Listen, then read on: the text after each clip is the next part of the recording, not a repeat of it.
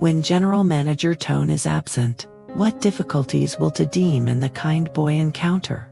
The silence of his absence weighs heavier than the storm itself. Without Toan's steady presence, every step Tu Diem takes feels uncertain. Every smile of the boy hides a quiet fear. The world seems colder, harsher, as if testing how much they can endure when the one who once shielded them is no longer there. Without Toan, who will protect Tu Diem and the boy from the storm? Is it fate that will guide them, or must they find their own strength to stand against the winds? In the emptiness left behind, Tu Diem must search within her fragile heart for courage, and the boy, innocent yet brave, becomes her light in the darkest hour. But storms do not last forever, and perhaps, just perhaps, love will find its way back to protect them again. The rain had not stopped for days.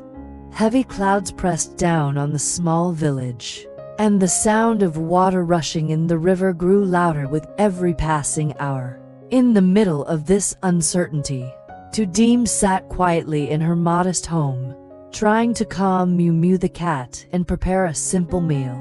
Her thoughts, however, were far away with Toan.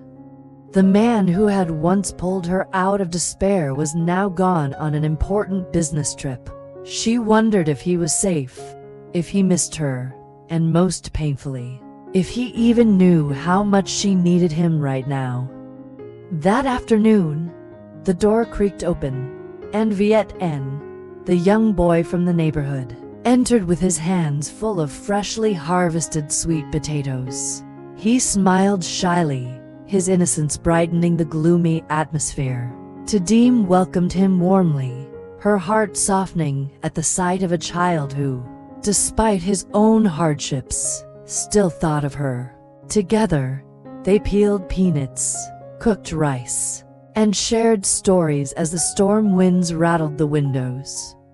But the storm was not just in the sky. Viet's father had been drinking heavily again, leaving bruises on his mother, and shouting at the boy for money he did not have. Tu Diem listened quietly, her chest tightening. She too knew the cruelty of helplessness, and in the boy's trembling voice she heard echoes of her own childhood. She promised him, softly but firmly, that he must endure, must study hard, and must one day stand tall against the world. Yet outside, danger lurked closer than either of them imagined. The rising flood threatened to cut off the road. Rumors whispered that people were still searching for Tu Diem, those who wanted to drag her back into misery and debt. Without Toan by her side, she felt exposed. She was only one woman, trying to protect herself, and now this fragile boy who trusted her so much. Would she have the strength to keep them both safe? Could her fragile home withstand the storm? And when the night grew darker, with thunder shaking the earth, Tu Diem closed her eyes and whispered a silent prayer. That Toan would return before it was too late, or that somehow, courage would rise within her to protect the innocent life beside her. The night fell heavier than Tu Diem expected. The rain did not simply pour, it roared. Sheets of water struck the roof, and every gust of wind shook the wooden walls. Viet clung to her side, his small hands trembling as the thunder cracked above them. Will the house fall down? The boy whispered, eyes wide with fear. Tu Diem forced a smile, though her heart pounded.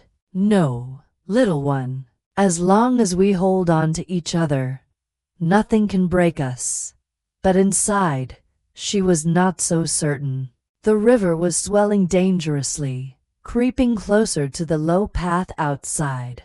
Every time lightning flashed, she caught sight of the water rising higher, threatening to swallow the fragile home they were in. She quickly gathered a few dry clothes, a blanket, and a bag of food. If the flood broke through, they would need to run. Suddenly, a loud knock banged against the door. Both of them froze. Tu Diem's blood ran cold. At this hour, in this weather, who could it be? Her mind raced back to the cruel threats of her old family, the people who once wanted to sell her, who might still be searching. She opened the door only a crack. A neighbor, drenched from head to toe, stood outside shouting over the storm. "Diem, the river's broken the bank. You and the boy must come to higher ground now, before it's too late." Fear shot through her veins, but she acted quickly. Wrapping the blanket tightly around Viet, she grabbed his hand and followed the neighbor into the pounding rain. Each step through the muddy path was a battle against the rushing water. The boy stumbled, and Tu Diem lifted him onto her back, her body shaking from exhaustion but her spirit burning with determination. The storm howled like a beast, but something deeper than fear carried her forward. She would not bow her head, not to hunger, not to the cruel past, not even to this furious sky. She must survive for herself, and for the boy who had no one else to depend on. As lightning split the heavens, Tu Diem looked upward. Her lips moved in silence, a desperate plea not for herself but for the child in her arms. "Toan, wherever you are, please come back soon. We need you." The rain lashed harder, blinding Tu Diem's eyes as she struggled up the slippery slope. Viet's small arms clung tightly around her neck, his frightened sobs mixing with the thunder. Her legs burned with pain, every step threatening to give way, yet she forced herself forward. Suddenly, through the blur of storm and darkness, she heard a voice shouting her name. At first she thought it was the wind playing cruel tricks on her, but then it came again, louder, desperate, familiar. "Diem, Tu Diem." Her heart jolted. She turned, and through the curtain of rain she saw a figure running toward them, holding a flashlight that cut through the blackness. It was Toan. His clothes were soaked, his face pale, but his eyes burned with determination. He reached her in just a few seconds, taking Viet gently into his arms. "You shouldn't be here. The river is dangerous." His voice trembled with both fear and relief. Tears welled into Diem's eyes, though she tried to hide them. "I had no choice. The boy needed me. I couldn't let him drown." Toan didn't scold her. Instead, he pulled her close with one arm, steadying her against the rushing wind. "You're safe now, both of you. I won't let anything happen." Together, they pushed through the storm, guided by the beam of the flashlight and Toan's unwavering strength.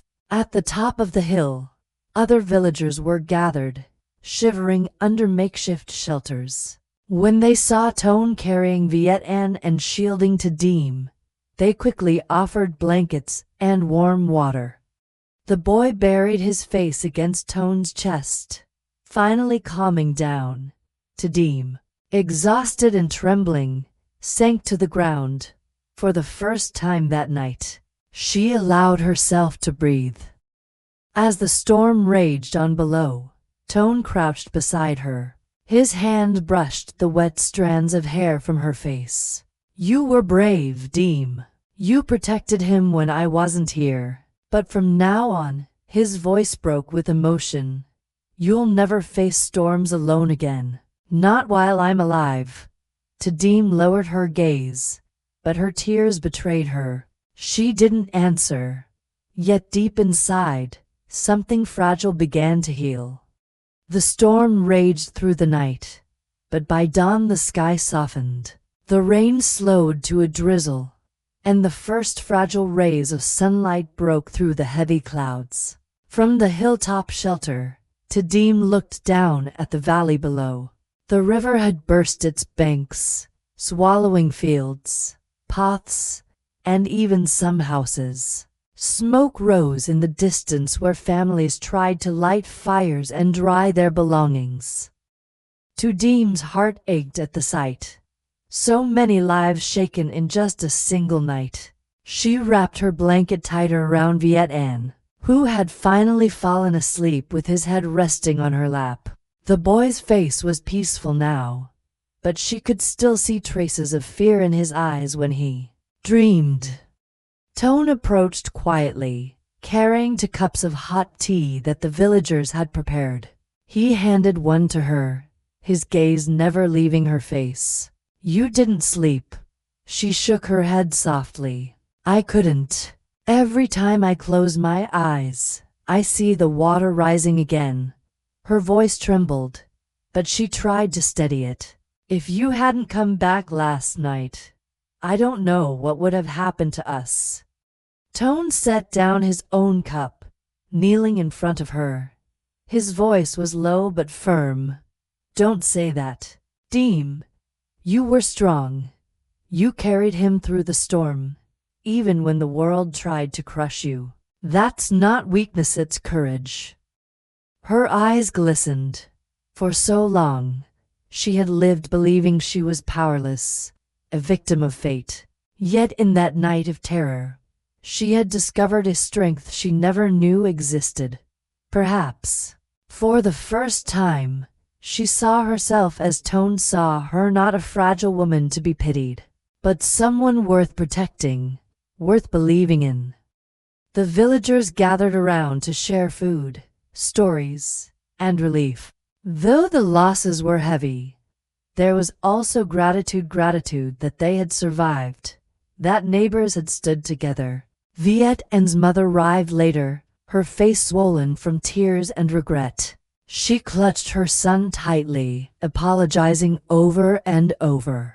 The boy looked up at Tu Diem with lingering hesitation, as if asking permission, before finally allowing himself to return to his mother's arms.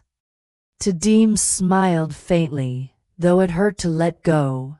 She whispered to him, "Be strong, little one. You are never alone." When the boy and his mother left, silence settled between Tu Diem and Toan. The sunlight grew warmer, casting a golden glow on the wet earth. Toan reached for her hand, his grip firm, grounding. "This storm tested us, Diem, but it also showed me one thing: no matter how far I go, no matter how many responsibilities wait for me, I can't leave you to fight alone. You are my home." For the first time in a long while, Tu Diem lifted her head. The storm had passed, but something deeper remained, a quiet promise, unspoken yet unbreakable. The storm that swept through Tu Diem's life was more than just rain and thunder. It was a test of courage, faith, and love. In the darkest hours, when fear threatened to consume her, she discovered an inner strength she never thought she possessed. Carrying a child through danger, protecting him when no one else could, Tu Diem proved that true bravery is not the absence of fear, but the will to act despite it. The return of Toan showed another truth. Even the strongest hearts still need support. No matter how resilient we are, there are storms too great to face alone. Having someone who stands beside us, who refuses to let us carry the burden in silence, is a gift beyond measure. The boy's story reminded us of innocence and hope. Even when surrounded by pain, a child can still find comfort in kindness. By protecting him, Tu Diem also protected her own humanity, the part of her that still believes in compassion, in second chances, in the possibility of a better tomorrow. From this storm, the lesson is clear. Life will always bring trials, some so fierce they seem impossible to endure. Yet within every hardship lies an opportunity to rise stronger, to discover the depth of our courage, and to cherish the bonds that hold us steady when the world falls apart. Storms may pass, but the strength and love we find in them will remain forever.